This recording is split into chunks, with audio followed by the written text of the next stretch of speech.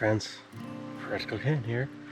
I'm up at my cabin and I thought I'd share with you uh, some adventures up here at the cabin. So one of these is the river. We have a cabin on the river that you can see in the background here. If you look behind me, there's post pounded in, natural post pounded in, and pine boughs. This is part of a erosion control and fish habitat project that took 3 years to get permits to work on. So not that that's exciting, but the spot where I'm at right now is actually near a lumber railroad. And if you look behind me, I don't know if you can see behind me, you can't make it out through the trees, but there's actually used to be a bridge crossing this river where the train used to cross to go pick up lumber and bring it across the river to a lumber mill site north of here to be processed. So as the timber was depleted, they take these tracks, these temporary railroads, and send them out on little meandering paths to these timber locations and cut the timber, put them on the train, and then when the timber is harvested out, they'd relocate the tracks and remove them and put them someplace else. So we're gonna go metal detect an area like that. It's actually part of the tracks where it crosses the river down here is actually on this property. So we're gonna go walk that and metal detect it, and I'll show you some of the exciting things we find. Guarantee we're gonna find some railroad spikes and some railroad related items. So there's a few people that like digging up iron and relics. Well, we're going to dig up some of those too. Well, I've had some really interesting surprises. I'll share with you some of those pictures too, but and maybe you can help me identify it. So we're going to be on this river. This is the Pure Marquette River in northern Michigan. We'll see what we can find here. There's also a couple of log cabin sites on the property I don't think I'm going to be able to get to with the time I have, but maybe I'll show you some of the gear I'm using too, so you can kind of see. I know some of you have asked questions on what kind of gear I use for camera gear and in the field. So looking forward to sharing this with you. Let's have some fun. Let's have some adventure. This is some of the gear I've been going to. This is my grab and go gear that seems to be working for me. This is the manticore, minelab manticore. It has the updates, so that's great. The headphones are comfortable. It's going to get hot in the summertime, but let's see if there's a way to switch them to earbuds. Gary's Metal Detecting suggested Bluetooth waterproof earbuds. So I'm going to track down the person he suggested, and Gary from Gary's Metal Detecting suggested, and see if I can upgrade to something like that for the warm months. So I'm not sweating in these. Hopefully the latency is good. This is my lace shovel here. One side is serrated, the other side is not. This is great for digging nice tight cut plugs. I usually go to a little bit larger portable, lightweight, cheap shovel that I got on Amazon if I want to dig a lot of turf and a lot of dirt, and I'm not worried about cutting small plugs. Sometimes this takes forever to cut a target out of the ground because the ground is too loose and doesn't pick up a lot of soil. So that's my manticore. What I have here is kind of a load-bearing vest. That's aftermarket, not military, but aftermarket load-bearing vest. It's pretty cheap. I got this, I think, 20 bucks maybe for the vest and the padded belt. It's got a padded belt around it with a nice Velcro and then heavy duty clip belt, wide belt. Then I added some pouches to it. I've got just kind of a pouch like this to hold my cell phone, spare batteries, or some small fines. I've got I seem to keep going back to the Dr. Otek. I think I got like 2 or 3 of these shovels. I've got that hanging off. I don't have a Velcro there, but if I want to transport, I could probably Velcro it there. Got a lanyard on here, and what I normally do is I tuck my pinpointer. Back here is where the belt comes through. I just tuck my pinpointer right there. I don't need a pinpointer holder. Just tuck it in there, and when I need it, I pull it out. I got it attached to the lanyard. I'm done with it. I slide it back, and I basically created a pocket for it there. It's out of the way, and it prevents my elbows from bumping into another additional thing sticking up. This is a drink holder that could be used for just about anything. I've attached on there too. This is all Molly straps that attach to this belt here. It's another pouch for carrying spare batteries or miscellaneous. This is a drop pouch, which actually folds up and brings it conveniently tight to your belt. It actually folds up and velcros to a nice little tight pouch here.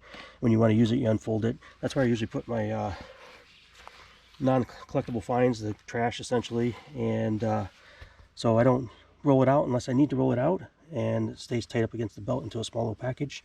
This is also for carrying the camera, little tripod GoPro, or my Insta360X3 camera on a bipod if I want to carry it there, or whatever I want to carry there. I did have a clip back here for the shovel, and I found every time I clipped on it I ended up getting a target, so I didn't bother clipping it. So I just tuck it behind here. I tuck my shovel handle behind here, behind these two straps on my back, and it seems to hold the shovel, and then when I need it I just pull it out. Got an extra clip here in case I want to clip on something, whether it be my headphones so I don't get my headphones dirty, or anything I want to temporarily clip on. And then this clips across the chest, and then you have the big buckle across the waist. So that's my load-bearing vest. It's actually pretty handy. I've got it set up so it's not just a pouch on one side like the normal metal detecting pouches. I've got it balanced out, so now I have a balance of load on all sides, and it seems pretty good. It gets a little warm sometimes up in here, but that balances out the weight a lot, so I'm not just got a bag swinging off my hip. So there you go. When I want to pack a bunch of gear with me, or a small amount of gear with me, like an extra water bottle or anything I don't want to put on my load-bearing vest here, a load-bearing rig, I put it in this backpack.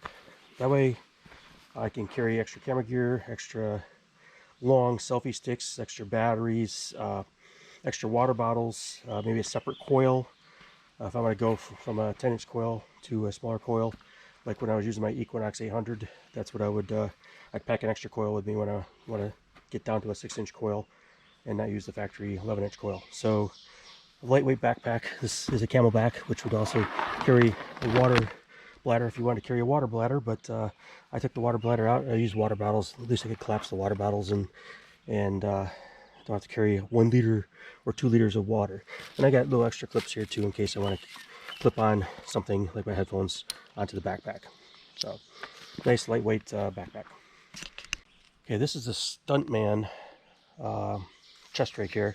It's got, in this particular case, it's got a, I don't know if you can see it, hopefully it's zoomed in enough there.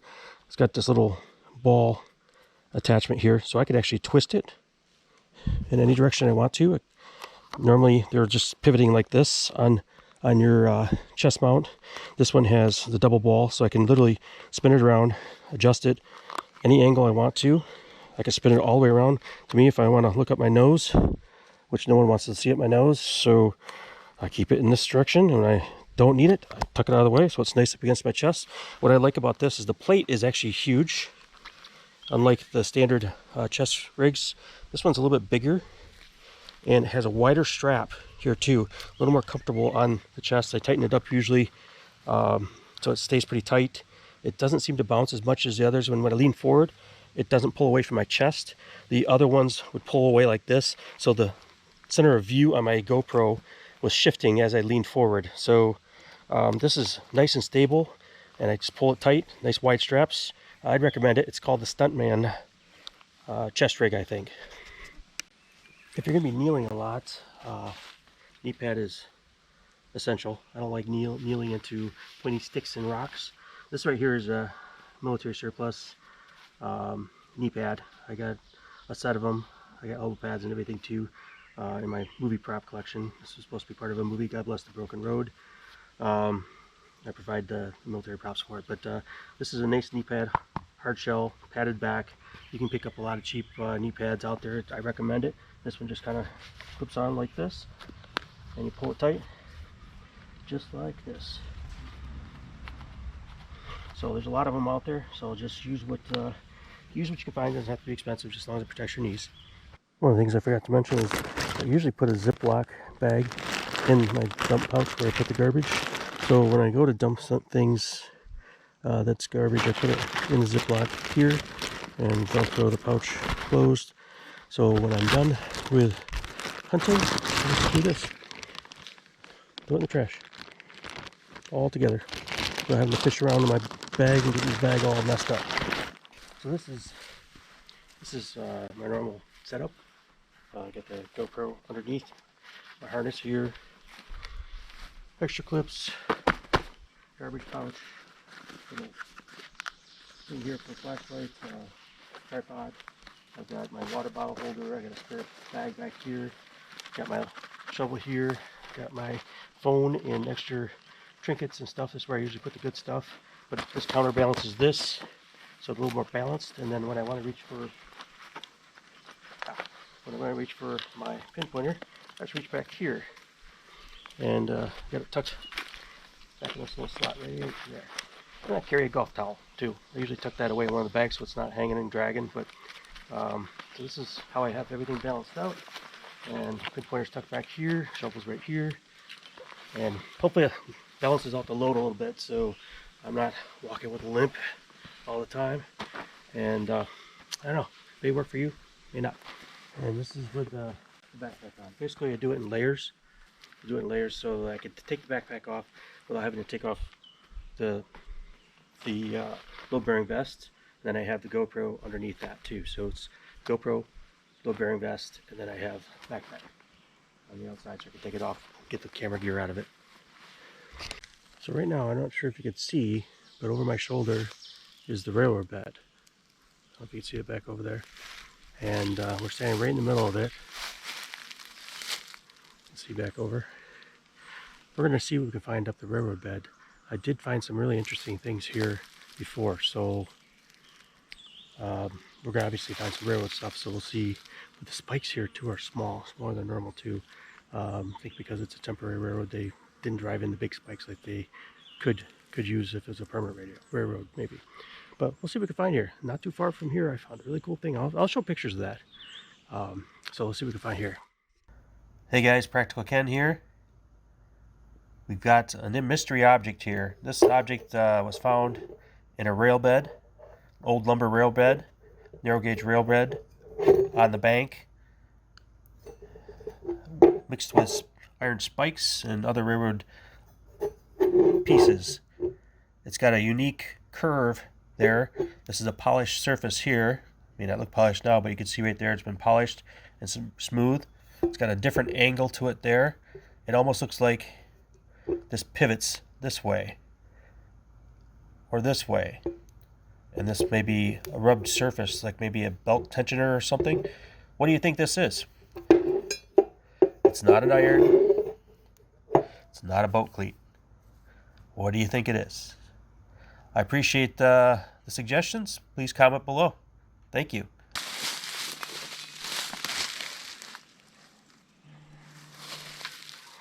Lots of iron, obviously. This is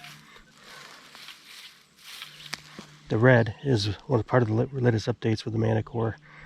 The not so good targets with pull up red. It's a lot of iron targets. Great targets. With the iron we have here, we're just trying to slow it down and see if we can find something in between that may have been dropped. That's showing, if I swing slow with 32 to 36, 8 inches down, not quite centered in the line. We're going to see what this is.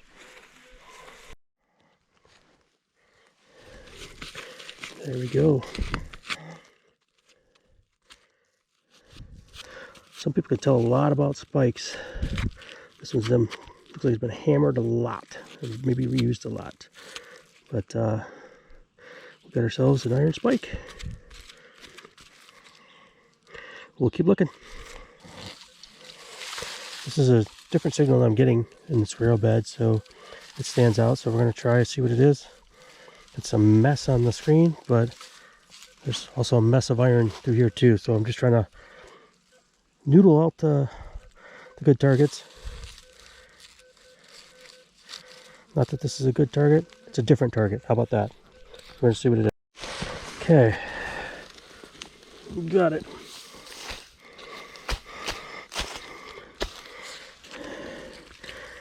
Check that out. That, I believe, secures the track that joins the two tracks together here.